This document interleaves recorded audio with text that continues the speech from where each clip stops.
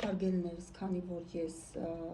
խոսել եմ կենդանակերպի տարբեր նշանների դիցաբանության և միֆոլոգիայի մասին,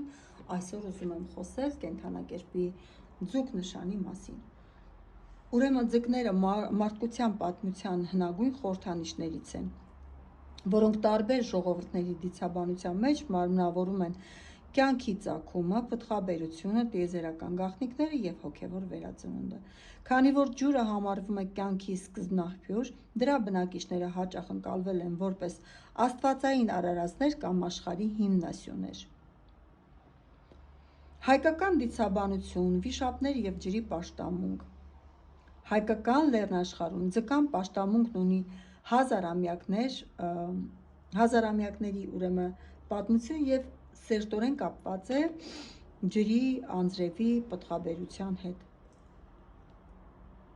Հայաստանի բարձրադիր լեռներում գեղամալեռներ, արագած պահպանվել են մ.թ.ա. 3-րդ և 2-րդ հազարամյակների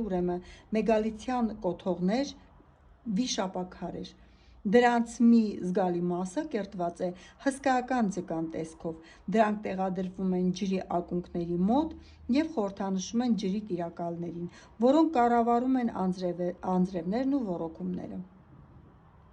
Տիեզերական ձուկ Որոշ հայկական պատկերացումներով երկիրը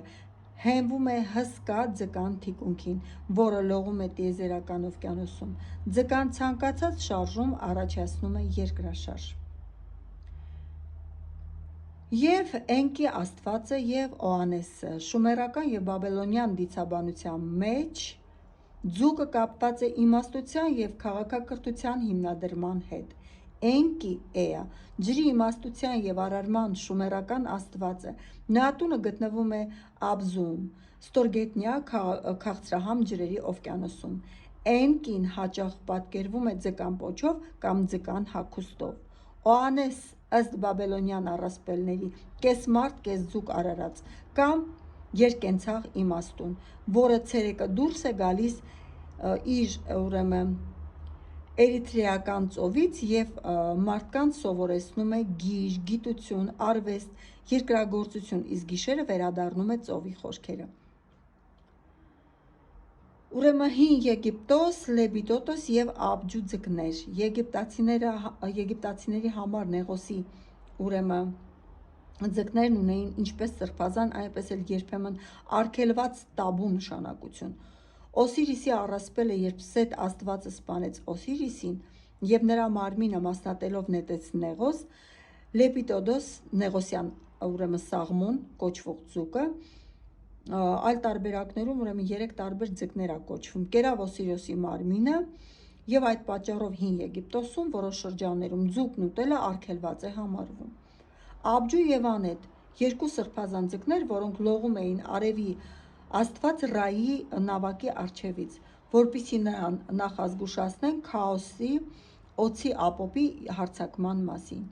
Հին Հունաստան և Հռոմ, Աֆրոդիտը և Տրիտոններ։ Հունական դիցաբանության մեջ ձկները կապված են սիրո, ծովային տարերքի և համաստեղությունների հետ։ Ձկներ համաստեղությունը, ըստ առասպելի, երբ հրեշավոր Տիփոնը հարձակվեց աստվածների վրա, սիրո աստվածուհի Աֆրոդիտեն և նրա որդին Էրոսը, հռոմեական Վեներան և Կուպիդոնը, փրկվելու համար վերածվեցին ձկների և նետվեցին Եփրատ գետը, որպեսզի իրար չկորցնեն, նրանք իրենց պոչերը կապեցին ժապավենով։ Հենց այս պատկերն էլ ընկած է ձկների կենդանակերպի հիմքում։ Տրիտոններ և ջրահարսեր։ Ծովի տիրակալ Պոսեյդոնի որդին Տրիտոնը ավելի շուտ պատկերվում է մարդու մարմնով և ձկան պոչով։ Նրանք փչում էին խեցիների մեջ ալիքները հանդարտեցնելու կամ փոթորկելու համար։ Հնդկական դիցաբանության Մատսյա ավատար։ Հին հնդկական տեքստերում Պուրանաներ ձուկն հանդես է գալիս որպես մարդկության փրկիչ։ Մատսյա Վիշնու աստծո առաջին ավատարը մարմնավորումը հսկայական ձկան տեսքով էր։ Երբ տեղի ունեցավ համաշխարհային ջրհեղեղ, Մատսյան փրկեց առաջին մարդուն՝ Մանուին։ Նա կապեց Մանուի տապանը (նավը) իր գլխի եղջերուին և այն հասցրեց Հիմալայան լեռներ տեղադրելով լեռան գագաթին, փրկելով նաև սրբազան վեդաները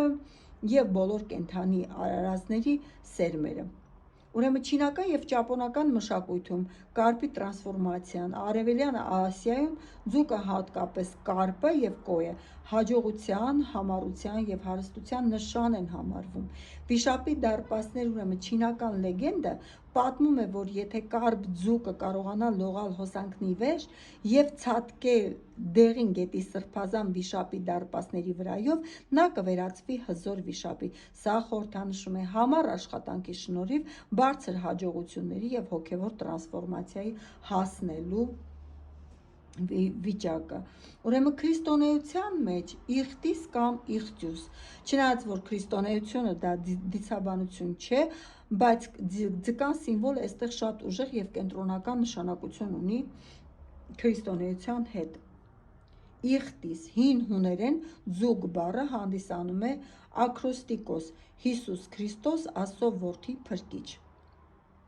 Ուրեմն հալածանքների շրջանում վաղ քրիստոնյաները ձկան պատկերներն օգտագործում էին որպես գաղտնի նշան միմյանց ճանաչելու համար։ Հիսուսի աշակերտներից շատերը ձկնորսներ էին և նրանք կոչվում էին մարդկանց որսորդներ։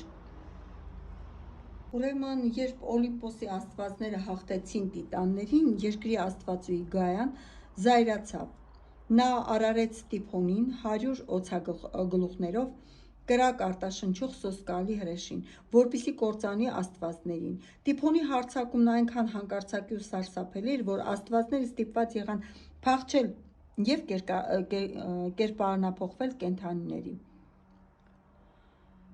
Ուրեմն սիրո և գեղեցկության աստվածուհի Աֆրոդիտեն և նրա որդին Էրոսը, սիրո փոքրիկ աստվածը, այդ պահին գտնվում էին Եփրատ գետի ափին։ Փրկվելու համար նրանք նետվեցին ջուրը և վերածվեցին երկու ձկների։ Իրենց կապող ժապավենը դա արծաթյա ժապավեն է և ունի այսպես վեաձև տեսք։ Ուրեմն տեսեք ինչ է խորհրդանշում կենդանակերպի ձուկ նշանը։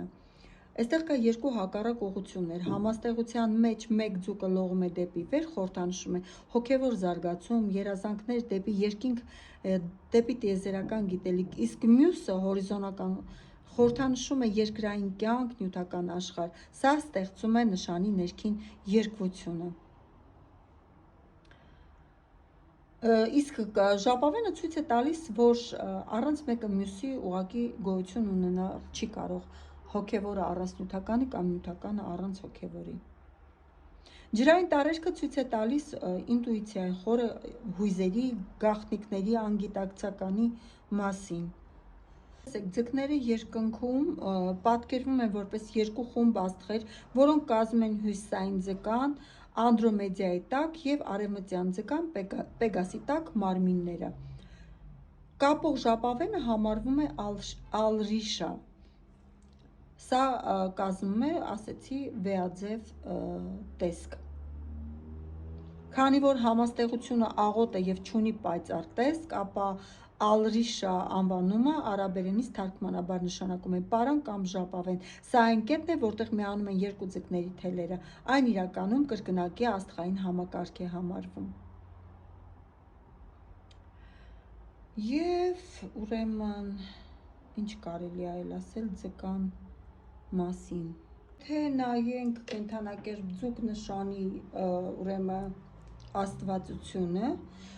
տարբեր աստվածների այսպես հովանու ներքո կարող է գտնվել, բայց ես ուզում եմ առանձնացնեմ Նեպտունին, Պոսեյդոնին։ Սա իրանց հիմիկվա ժամանակակից հովանավորն է համարում։ Ով է Պոսեյդոնը։ Հռոմեական դիցաբանության մեջ Նեպտունը ուրեմն ծովերի, օվկիանոսների և բոլոր ջրերի գերագույն աստվածն է։ Կապը ձկների հետ նա կառավարում է ջրային տարերքը, խորհրդավոր անդունդները և փոթորիկները։ Ձկների նշանին նա փոխանցում է հուզական խորություն, անսահման երևակայություն, հոգևոր ձգտումներ, բայց նաև պատրանքների, քաոսի և խաբկանքների մեջ ընկնելու հնարավորություններ։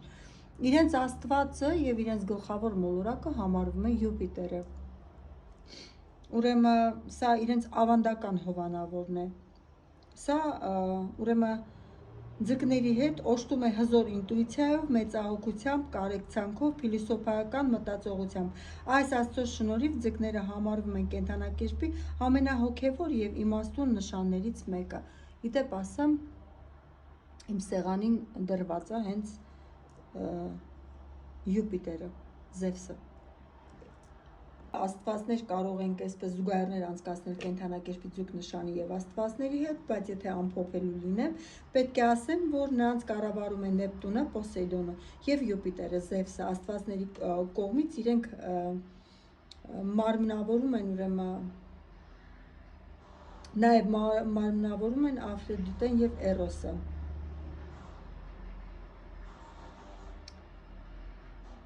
Այսքանը կենդանակերպի ձուկ նշանի մասին, հարգելի ձկներ, հուսով եմ ձեզ ճանաչեցիք։